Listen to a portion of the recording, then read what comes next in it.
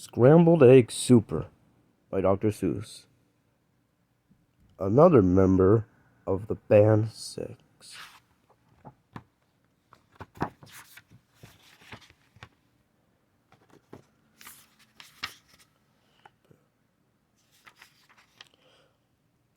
For Libby, Orlo, Brad, and Barry Childs.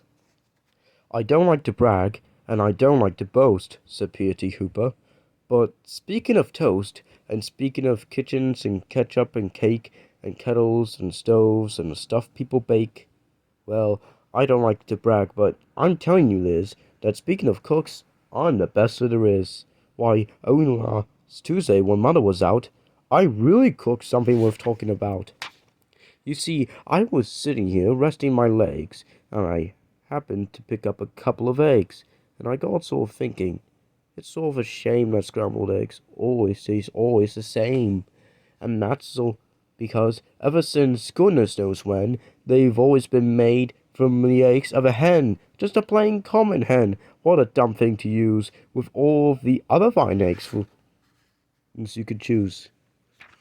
And so I decided that just for change, I'd scramble a new kind of egg on range.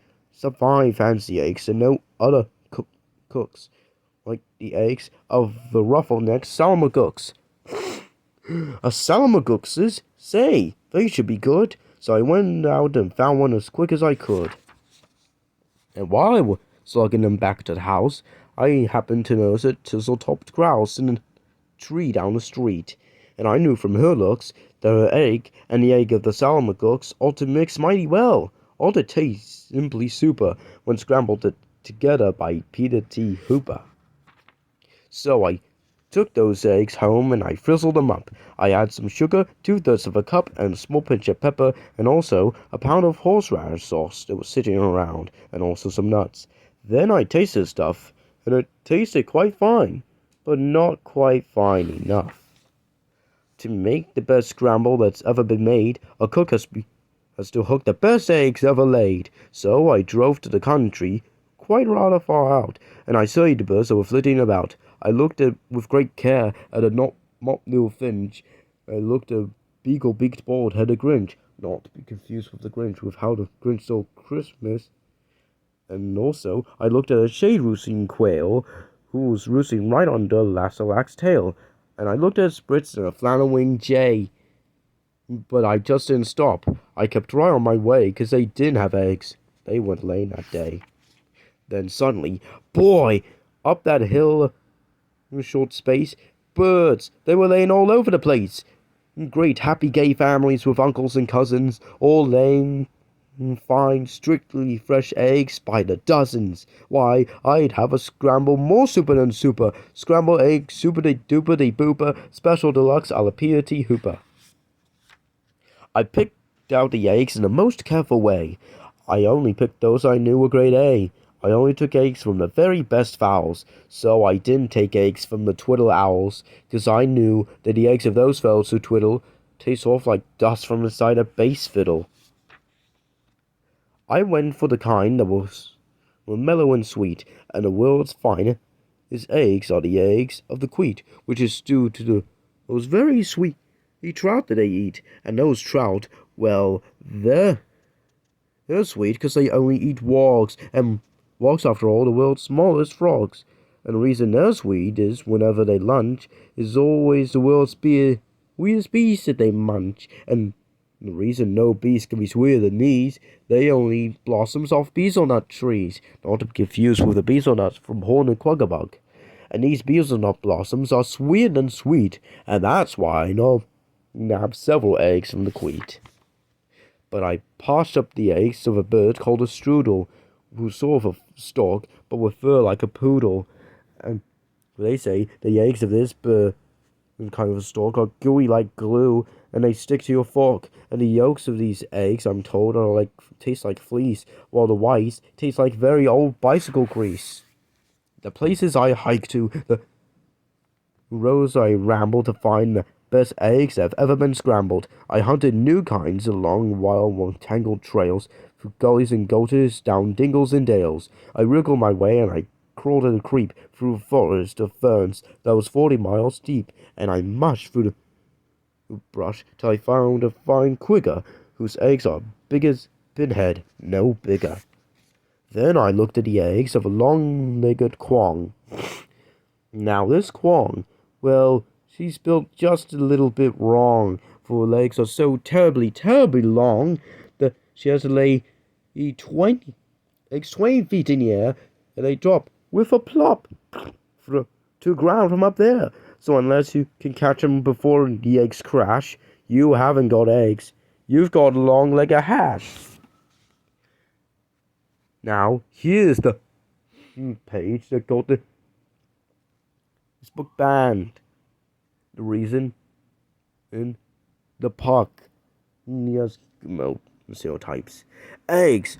I collected 302, but I still needed more, and I suddenly knew that the job was too big for one fellow to do. So I telegraphed north to some friends near Fazol, which is 10 miles or so, just beyond the North Pole, and they all of them jumped in a catamaran, which is sort of a boat made of sea leopard's hide, in which they sailed out to the sea to go looking for grise, which is sort of a bird which lays eggs on the ice, which they grabbed with a tool that's known as a squitch, because those eggs are too cold to be touched without which. And while I was sending those eggs, I got word of a bird that does something that's almost unheard of. It's hard to believe, but this bird called the pelf lays eggs that are 3 times as big as herself. How that pelf ever learned such a difficult trick I never found out, but I found that egg quick, and I managed to get it down out of the nest and home to the kitchen along with the rest. I didn't stop them, because I knew of some ducks by the name of the single-file Zumsian ducks, who stroll single file through the mountains of Zums, quite oddly enough, with the eggs on their thumbs, and some fellows in Zums whom I happen to know just happened to capture 1,000 or so, and they wrapped up their eggs and they mailed them with care, marked special delivery, handled with care. I needed more helpers, and so, for assistance, I called up a fellow named Ali, long distance, and Ali, as soon as he hung up the phone, picked up a small basket and started alone to climb up the steep crags and the jags of Mount Struku to fetch me the egg of the Mount Struku cuckoo. Now, these Mount Struku cuckoos are rather small gals, but these Mount Struku cuckoos have lots of big pals. They dive from the skies with wild, cackling shrieks, and they jabbed his legs and they stabbed at his cheeks with their yammering, clamoring, hammering beaks. But Ali, brave Ali, he fought his way through, and he sent me that egg as he knew he would do. For my scrambled egg super-de-dooper-de-booper, special deluxe ATTTISUOMT. In the meanwhile, of course, I was keeping real busy collecting the eggs of a free eyelash tizzy. They're quite hard to reach, so I rode to the top of a ham-mick-a-schnib-mick-a-snab-mick-a-schnop. Then I found a great flock of southwest-facing cranes. I guess they've got something that's wrong with their brains, for this kind of a crane, when she's got in her nest, will always stand facing precisely southwest. Together, 6 wasn't hard in the least. I came from behind, from precisely northeast. And I have captured the egg of a prickly cactus, who lays them up high in a prickly cactus. Then I went for some ziffs. They're exactly like zuffs, but the ziffs live on cliffs, and the zuffs live on bluffs. And seeing how bluffs are exactly like cliffs, it's mighty hard telling the zuffs from the ziffs. But I know that the egg that I got from the bluffs, if it wasn't a ziffs from the cliffs, was a zuffs. Now I need the egg of a moth-watching sniff, who's a bird that's so big she scares people to death. And this awful big bird, well, the reason they name her the moth-watching sniff is 'cause that's how they tame her. She likes watching moths, sort of quiets her mind, and while she's watching, you sneak up behind and you yank her an egg. And so I got one, of course, with the help of some friends and a very fast horse. If you want to get eggs you can't buy at a store, you have to do things never thought before. Why, to get the egg of one very small doff, we had to pry all of one mountaintop off. Then I heard of some birds who lay eggs, if you please. They taste like the air in the holes of Swiss cheese. They live in Zanzibar trees. So I ordered a treeful. The job was immense, but I needed those eggs and said hanging Spence. I still needed one more, and I saved it for last. The egg of a frightful bombastic aghast. And that bird was so mean, that bird is so fast, that I had to escape on a dilgadast. A flea-footed beast who can run like a deer, but looks all different. You steal my ear. All through of the searching, all through of the looking, I had all I needed, and now for the cooking. I rushed to the kitchen, the place where I stacked them. I rolled up my sleeves, I unpacked them and cracked them, and shucked them and chucked them in 99 pans. Then I mixed in some beans. I used 55 cans. And then I mixed in some ginger, 9 prunes, and 3 figs, and parsley, quite sparsely, just 92 sprigs. Then I had some sticks and a clove, and my scramble was ready to go on a stove. And do you know how they tasted? They tasted just like, well, they taste exactly just like scrambled eggs, soupity doopity booper, special deluxe a la Peter T. Hooper. The end. No Muslims are harmed in the making of scrambled eggs.